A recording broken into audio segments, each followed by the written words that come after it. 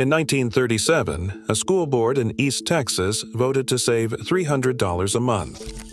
They canceled their commercial gas contract and tapped into an unregulated, odorless residue gas line without consulting a single engineer. 14 days later, nearly 300 children were dead. The blast that leveled New London School remains one of the deadliest school disasters in American history. No official was never criminally charged. No one stood trial, and to understand how that is possible, you have to understand what oil money had already done to this town.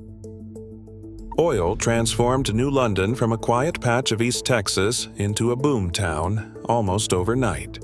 By the early 1930s, the discovery of the East Texas oil field had pushed Rusk County's royalty revenues to record heights, flooding local coffers with money that most rural districts could only imagine. The school board responded by building what newspapers called the safest, most advanced public school in the state, a sprawling steel and concrete complex completed in 1932 at a cost of $1 million. In the middle of the Great Depression, that figure was staggering. The London School's auditorium gleamed with polished tile. Its science labs featured the latest equipment. The building itself was fireproof, earthquake-resistant, and, according to the local press, designed to withstand anything short of a direct tornado strike. For the families of oilmen, teachers, and merchants, the school was more than just a place of learning. It was a monument to the promise that wealth could buy safety, that progress could shield their children from the dangers that haunted poorer communities. The Rusk County News ran headlines boasting of the district's unrivaled facilities and modern protections for every child. Parents took comfort in the knowledge that their tax dollars had delivered a fortress, one that would outlast storms, fires, and the poverty swirling just beyond the oil patch. But prosperity breeds its own kind of confidence.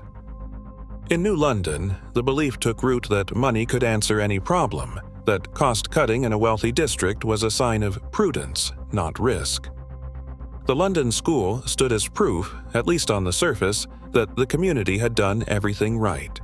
No one questioned whether the pursuit of savings could ever undermine the very security they thought they had bought.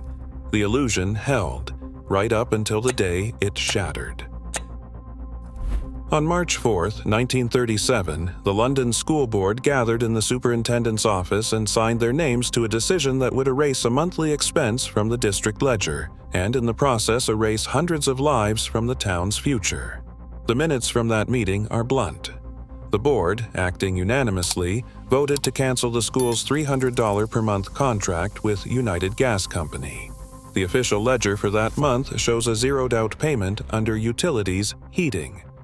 In its place, a handwritten note read, "Parade Gasoline Company, residue gas tap, no charge." The savings, $300 a month, $3,600 a year, was not trivial by Depression-era standards, but for a district that had just built a $1 million school, it was a rounding error.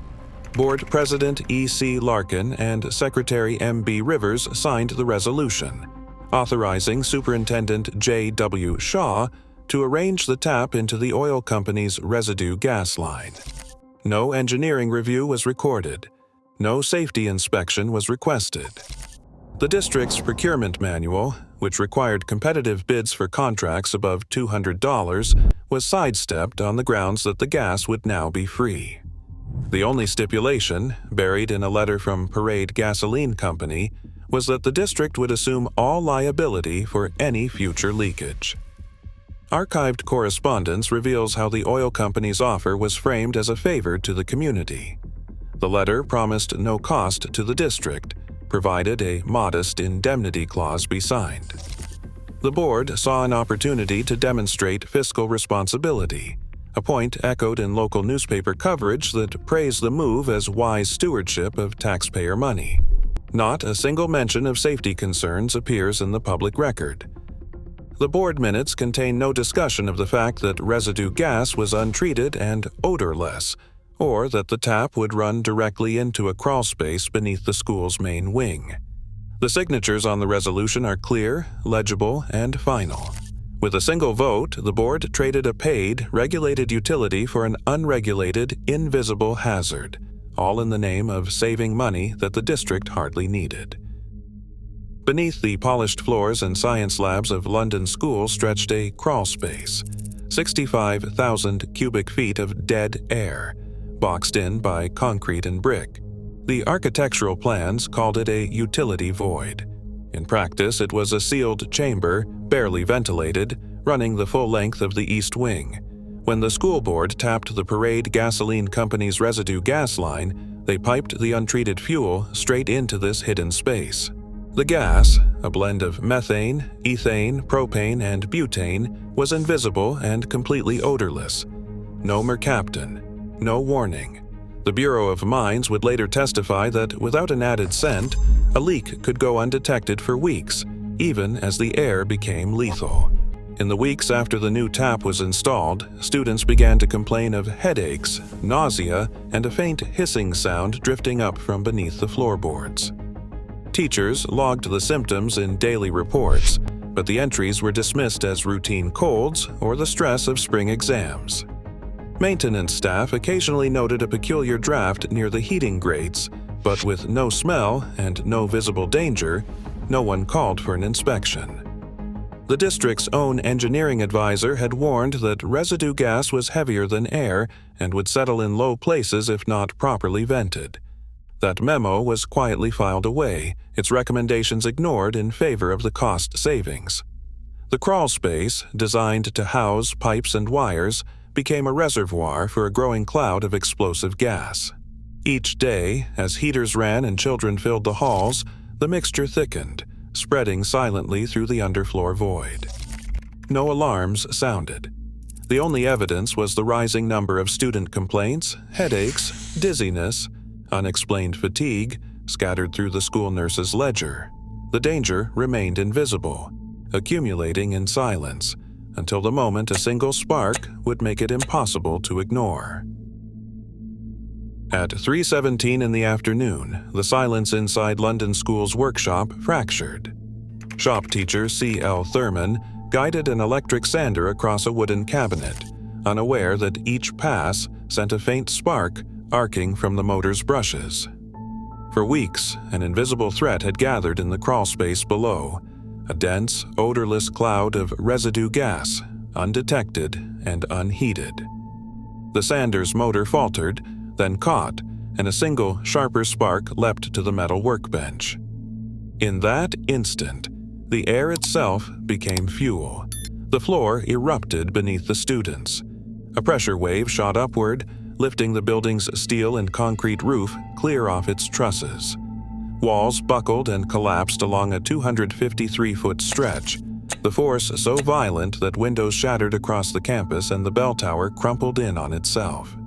The explosion's roar traveled 40 miles, registering as a distant thunderclap in neighboring counties. In classrooms above, desks and children were hurled against walls, ceiling tiles rained down in a blizzard of debris.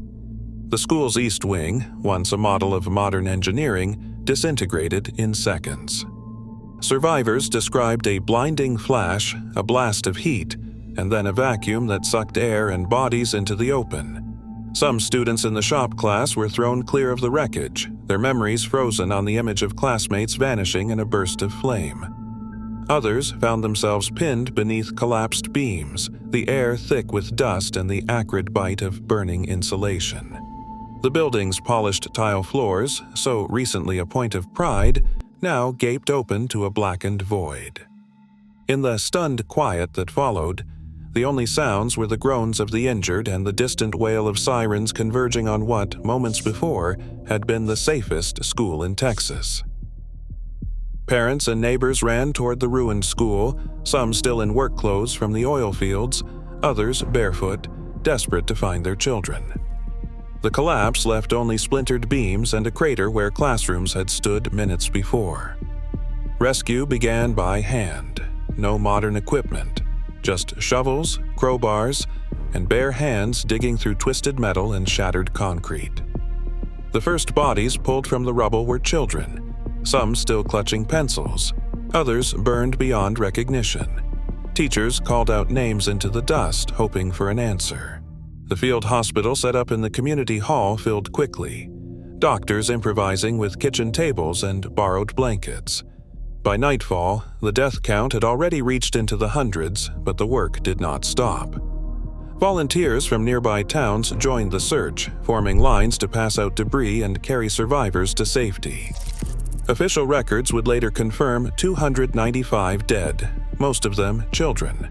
The youngest was 6. More than 200 others suffered burns, broken bones, or worse. The scale of the loss became clear as the families gathered at the edge of the wreckage, waiting for word. Death certificates, hastily filled out by exhausted officials, listed names in a grim column that stretched for pages. Martha L. Daniels, who was 12 at the time, remembered, "I was in the 3rd grade class when the ceiling shook. I smelled nothing, but a sudden blast knocked the roof off. I ran out into the yard and saw my friends on fire. The smell of nothing. That's what haunts me." The rescue effort lasted through the night. Some parents found closure, others waited days for news that never came. The town's wealth and pride offered no comfort in the face of so many small coffins. By the next morning, the nation's newspapers were already arriving. But for New London, the counting of the dead had only just begun. News of the explosion tore through the wires before the dust had even settled. Within hours, United Press flashed a dispatch across the country. The byline belonged to a 19-year-old reporter, Walter Cronkite. His story, "Texas School Blast Kills 300, ran above the fold in city papers from New York to Los Angeles. Cronkite's words were blunt. A school built to be fireproof had become a tomb, and the cause, a spark in an airless crawl space, was as senseless as it was silent. He described the scene as hundreds of small bodies on stretchers, parents digging with bare hands, the smell of gas never noticed. The Dallas Morning News called for answers in bold type, demanding to know how a modern school could fall to an invisible killer. The New York Times ran a front-page feature, scrutinizing the school board's decision to abandon regulated gas service in favor of a free, untreated supply. Editorials questioned how a district so flush with oil money could gamble with children's lives to save a fraction of its budget.